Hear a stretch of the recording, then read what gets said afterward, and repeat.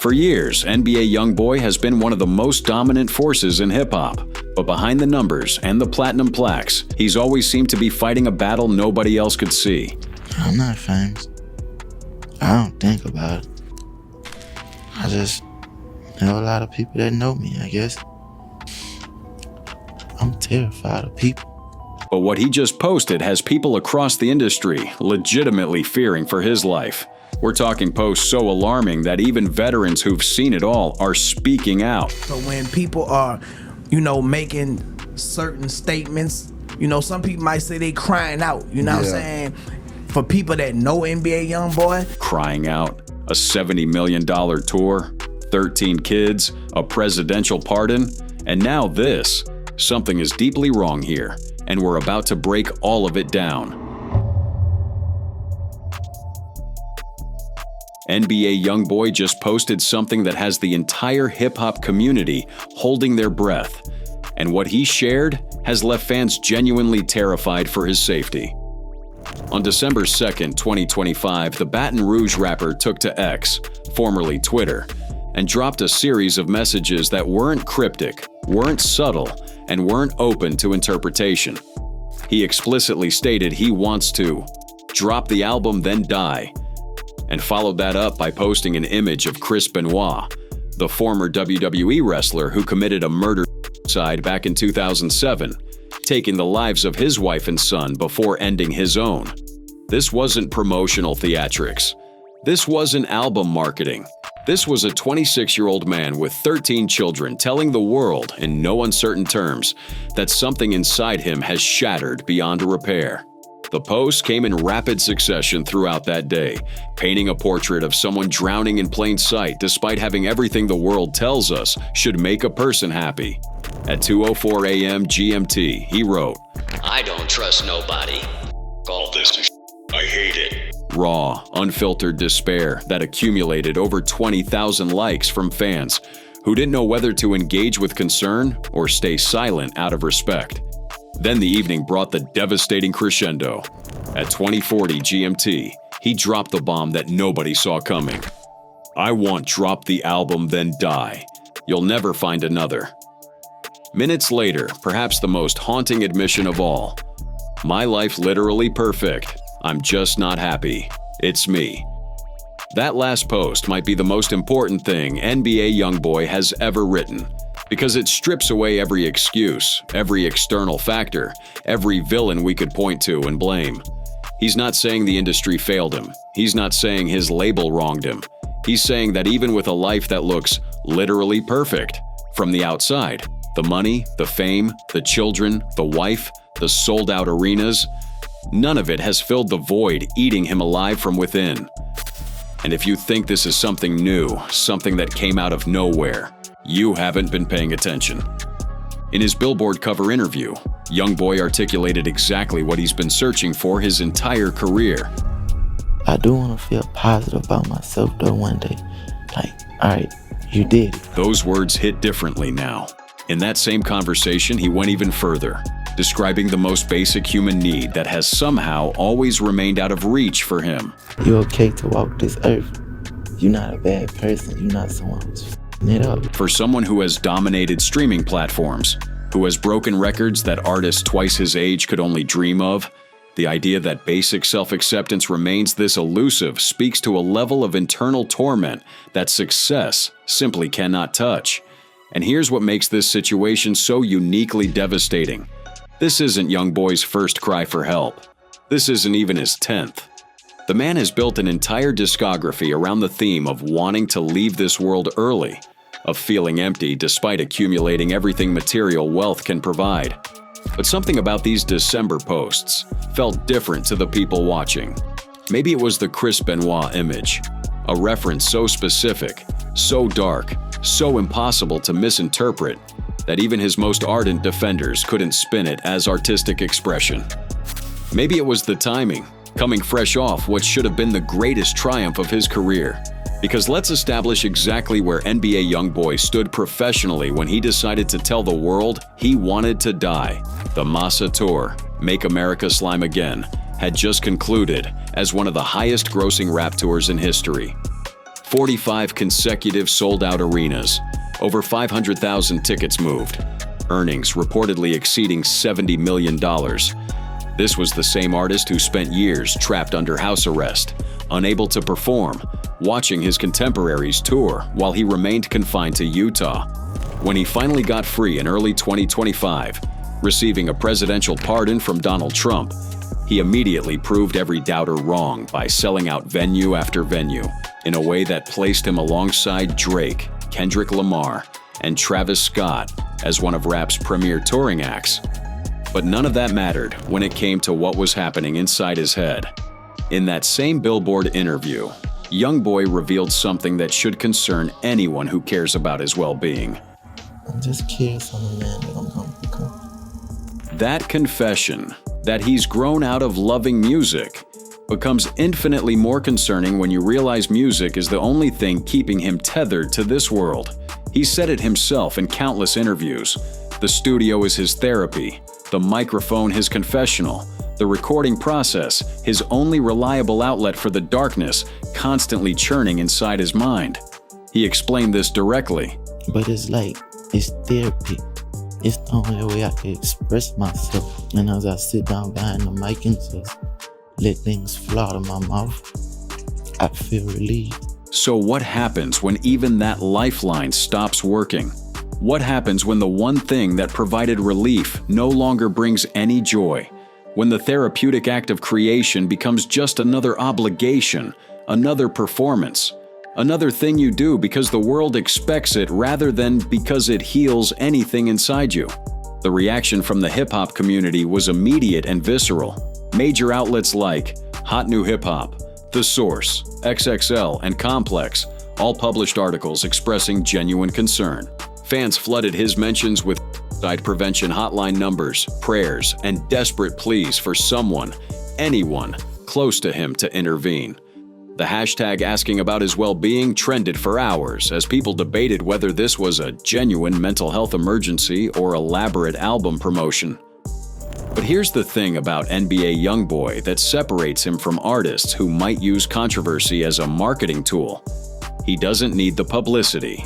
His fan base is so devoted, so rabidly loyal, that he could drop an album with zero promotion and still debut in the top 5. He's proven this repeatedly throughout his career. The man dropped over 80 songs in 2025 alone, flooding streaming platforms with content at a pace that would exhaust artists half as troubled as him. What weighs on him goes far deeper than chart positions. In his Billboard interview, he revealed the guilt that haunts him about the impact of his music. Man, I was flooded with millions of dollars from the time I was 16 all the way to this point in my life. And I woke up one morning and I was like, they got me. Man, look at I spoke about, look at this I put in these people's ears. When he says they got me, he's not talking about rivals or industry executives. He's talking about the game itself, the machine that took a traumatized teenager from Baton Rouge's North Side and turned him into a streaming phenomenon before he had any chance to process the violence, the loss, the abandonment that shaped his early years. The machine that rewarded his pain with platinum plaques while doing nothing to address its root causes. And that awareness manifests as crushing responsibility.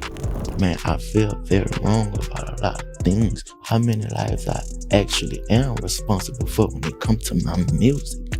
How many kids and people have gotten caught or put in their ears and actually went hurt someone. That weight, the awareness that his music may have influenced young people to make destructive choices, adds another layer to his psychological burden. He's not just fighting his own demons. He's grappling with the possibility that he's created demons for others, that his art has done damage he can never fully repair. As of December 7th, 2025, 5 days after those alarming posts, there have been no confirmed reports of self-harm, hospitalization, or worse. No obituaries, no police reports, no family statements indicating tragedy. His wife, Jaslyn Michelle, currently pregnant with their 3rd child together, his 14th overall, has remained publicly silent. His label has issued no announcements. The Slime Cry album that was supposed to drop on November 28th has been delayed to January 2026, leading some to wonder if the episode postponed its release. But the silence itself is haunting, because in the absence of reassurance, fans are left to wonder, to worry, to refresh his social media pages, hoping for any sign that the man who once told them he'd never be broken is still fighting to keep that promise. To understand why these December posts feel like the culmination of something rather than an isolated incident, you have to understand that NBA YoungBoy has been telling us exactly who he is and exactly what he's battling since the moment he entered public consciousness. This isn't a case of hidden struggles finally surfacing. This is a man who has documented his psychological deterioration in real time across hundreds of songs, dozens of interviews, and countless social media posts, while the world watched, streamed, and occasionally expressed concern before moving on to the next trending topic. The industry veteran Turk, a man who survived his own battles with addiction during his Hot Boys era, watched those December posts with the recognition of someone who understands what a cry for help actually looks like. When asked about YoungBoy's alarming messages, Turk didn't dismiss them or explain them away. And on another note, we saw NBA YoungBoy. He got online, and he was posting stuff that didn't sit well with everybody. What were your thoughts on that? The question itself reveals how deeply those posts unsettled people across the hip-hop community. And Turk's response acknowledged the paradox at the heart of YoungBoy's situation, the disconnect between external success and internal peace. NBA YoungBoy being who NBA YoungBoy is, man, that boy made a lot of money, allegedly, on his tour. Yeah. If I was NBA YoungBoy, man, I probably would be one of the happiest persons in the world. Turk's observation cuts to the heart of the paradox. From the outside, YoungBoy has every reason to be the happiest person alive. But mental illness doesn't negotiate with bank accounts. Depression doesn't care about Billboard chart positions. Trauma doesn't disappear because you can finally afford to leave the environment that created it. As Turk continued, one of the happiest people in the world because everybody is not as blessed as NBA YoungBoy. Yes. But you never know what people are going through, personally. You know what I'm talking about? That acknowledgement is crucial, because how many more posts does he need to make before we collectively acknowledge that this has always been serious? How many more songs explicitly describing suicidal ideation before we stop treating them as merely artistic expression?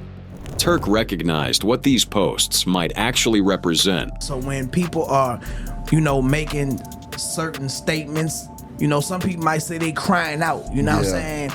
For people that know NBA YoungBoy, if they know that the situation is what it is, I'm quite sure that his people that love him. The statistics surrounding mental health in hip-hop are genuinely staggering.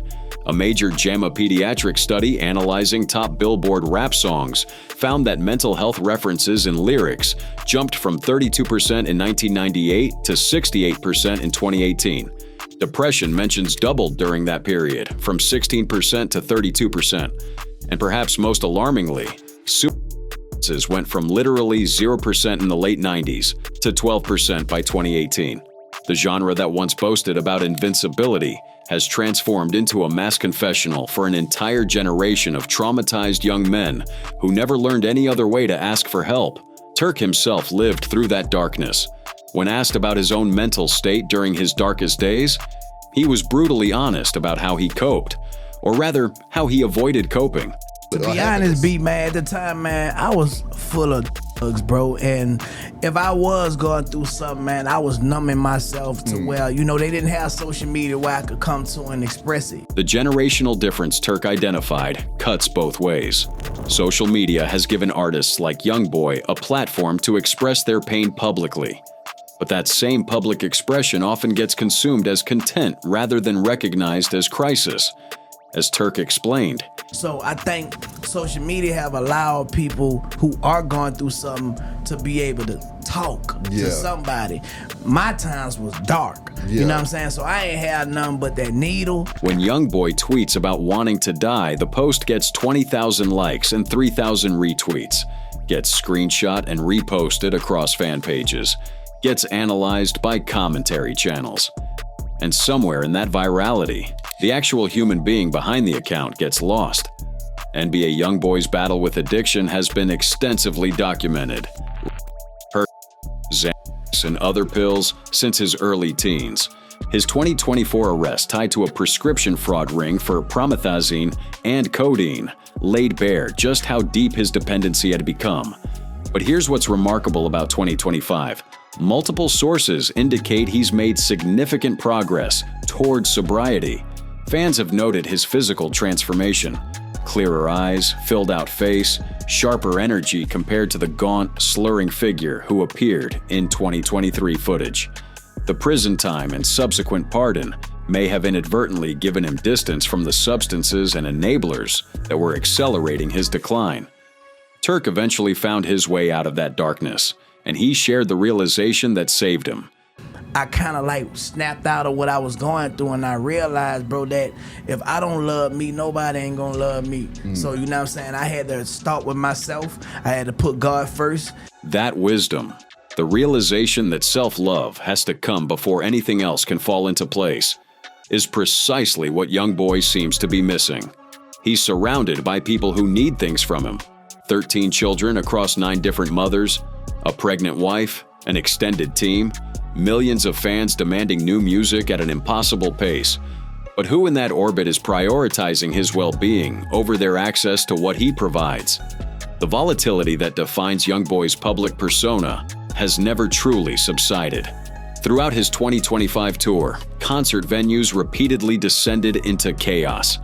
Kansas City in September saw violent assaults that left attendees hospitalized.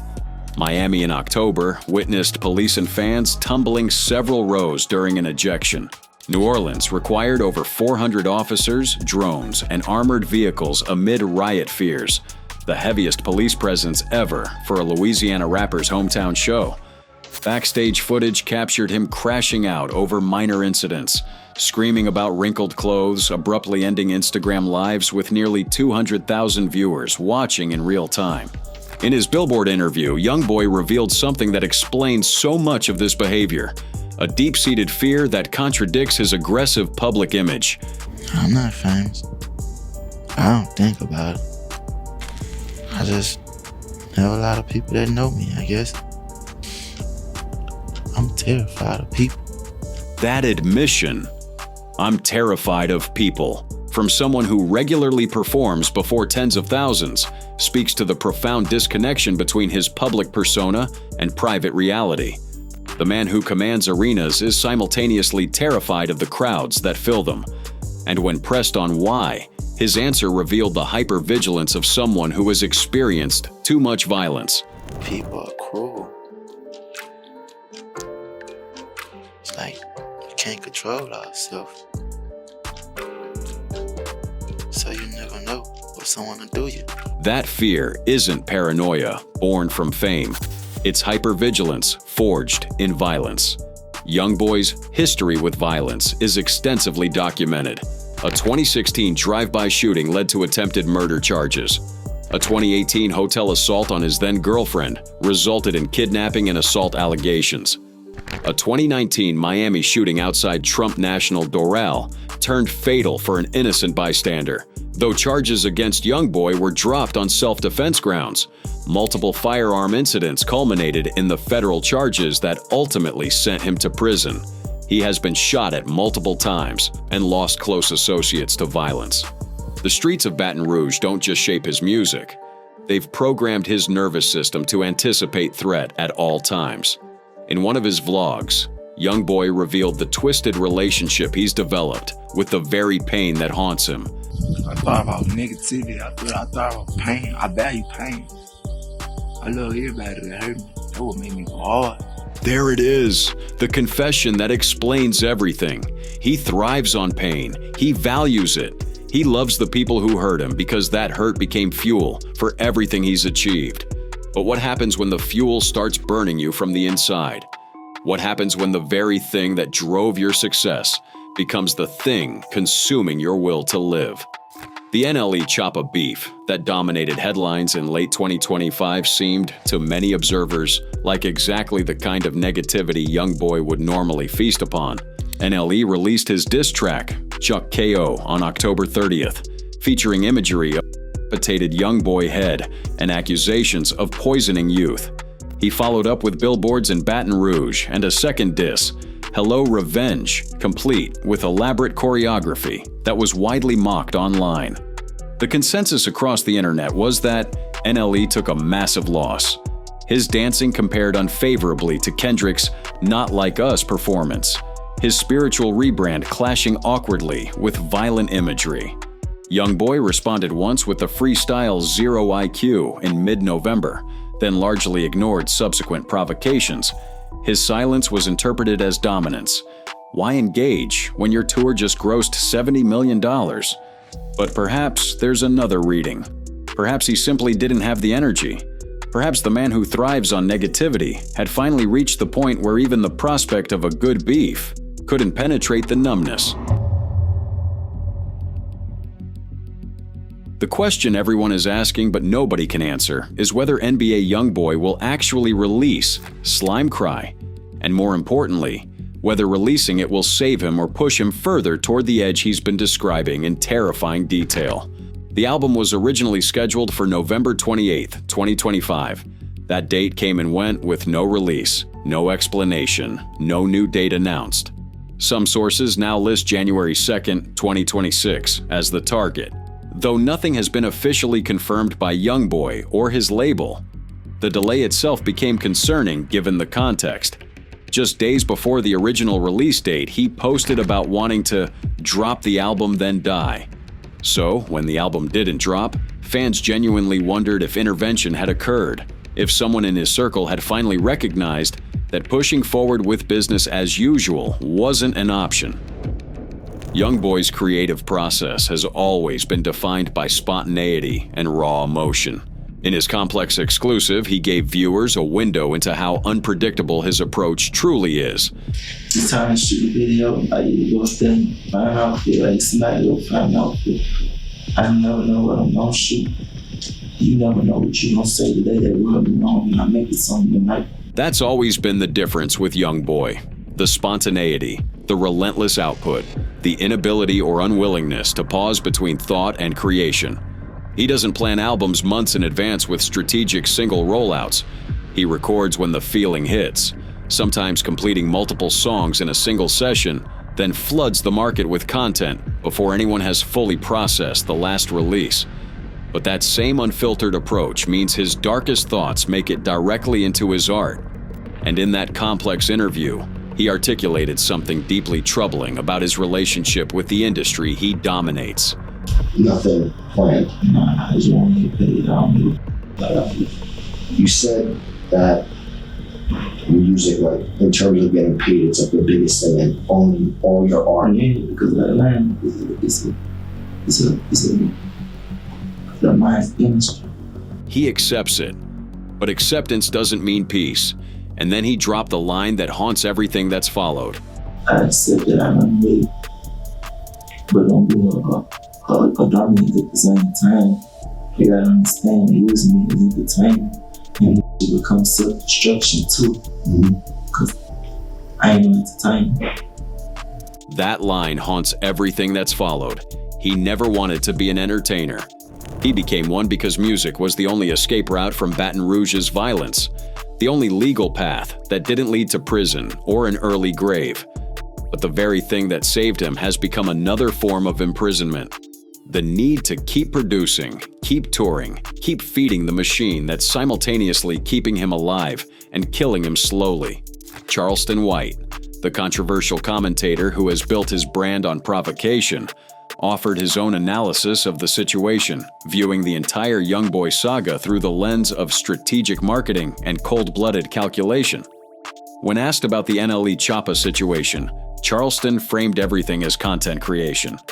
Speaking of studio gangster, NLE Choppa dissing YoungBoy. Well, how do you feel about that? Is it genius marketing? Studio gangster. Great marketing. Great marketing. Charleston sees the entire hip-hop landscape as a chess game, where engagement equals currency. As he explained his perspective, all this is marketing and strategic. So he come to play the villain. And when I look at the numbers, I say checkmate. But here's where Charleston White's analysis, and anyone else who wants to reduce YoungBoy to a mere content creator playing chess with public perception, falls short. You can't fake that December 2nd post. You can't strategically decide to reference a murder for album promotion and expect it to move units without consequence. The Chris Benoit image wasn't marketing. It was a window into a mind that has been contemplating something no amount of streams or sales can justify. Charleston did acknowledge that YoungBoy made a tactical decision in how he handled the NLE Choppa beef. YoungBoy was smart for not responding. Oh, well, he did. He did, but he did. No. Yeah, he did. And then Charleston broke down the game theory of beef engagement. I can only it takes two people to play ping pong. If I keep hitting the ball over there and you keep letting it go by you, I ain't playing. But if you hit it one time, we got a game, baby. The ping pong metaphor, where engagement equals losing, assumes everyone involved is playing rationally for clout and revenue. But what if one player has stopped caring about the game entirely? What if the opponent's silence isn't strategic dominance, but exhausted indifference from someone who has more pressing concerns than chart positions? YoungBoy's family situation adds layers of complexity that most artists his age couldn't fathom navigating. 13 children with 9 different women, ranging in age from 1 to 8 years old. His wife, Jaslyn Michelle, currently pregnant with their 3rd child together, his 14th overall. A recent daughter born prematurely in November 2025 to ex-star Dejanay. The financial and emotional obligations of this sprawling family would overwhelm anyone, let alone someone battling depression, anxiety, and the aftermath of addiction, while simultaneously maintaining one of the most demanding touring and recording schedules in contemporary music. Those close to YoungBoy have spoken about his capacity for deep connection, but also acknowledged how much loss has shaped him. I can feel when he needs me to be that. And so that accounting hat, I take it off when he needs me to be human, when he needs somebody to talk to. Whatever he needs me to be, that's what I am for him. The people who truly know him speak of his capacity for loyalty and love, but also acknowledge that those same intense emotions make him vulnerable in ways most never see. The loss of his grandmother created a wound that has never healed. Well, my grandmother was my everything. That was my protection, my comfort. This is my angel, my protector. She represented safety, unconditional acceptance, a tether to something stable in a life defined by chaos. Without that anchor, everything became harder to hold together, and the impact of her death was visible to everyone around him. So as she died, I seen like just this very big difference inside everything. Like, he got a big heart. Like, he love people. Like, if he love you, he love you. The 2025 narrative around YoungBoy has been triumphant on paper. Glorilla declared him Rap MVP. For his work ethic, the New York Times profiled him as rap's defining 2025 superstar. Google's Year in Search ranked him the 9th most trending musician in America.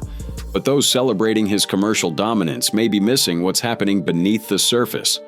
When he says his life is literally perfect, but he's just not happy, he's describing a disconnect that no external validation can bridge. His creative process reveals just how deeply intertwined his art and his emotional state truly are. When asked if he writes his lyrics, his response was telling. No writing? No, it's not bad that it's just you have to write one line. You never sit there trying to think of it. It's not Yeah. think too hard. That's like pure emotion. It's all in your heart. It's all in my heart. The artistry that has made him a generational talent. That ability to channel raw emotion without filtering it through craft or calculation is the same quality that makes his most disturbing posts so believable. He doesn't write lyrics, he confesses. He doesn't plan social media strategy, he bleeds publicly. The authenticity that fans celebrate is the same authenticity that makes statements about wanting to die impossible to dismiss as performance. As of December 7th, 2025, NBA YoungBoy remains alive. That simple fact should not feel like news, but given everything he's shared publicly, given the pattern of pain that has defined his career, Given the explicit statements about wanting to release one final album and then die, his continued existence feels less like assumption and more like daily relief. The Slime Cry album will eventually arrive. When it does, fans will stream it obsessively, debate its ranking among his discography, pull apart lyrics for evidence of his mental state. They'll celebrate the music while worrying about the man. And YoungBoy will continue doing the only thing he knows how to do, turning his pain into art, hoping that this time the exorcism actually works, knowing that it probably won't, but unable to stop trying. Because at the end of everything, the tours, the beefs, the arrests, the children, the billions of streams, there's just a 26-year-old man who has never found peace, who has never felt truly okay, who has told us exactly who he is and what he's battling from the very beginning. The question is whether we were ever really listening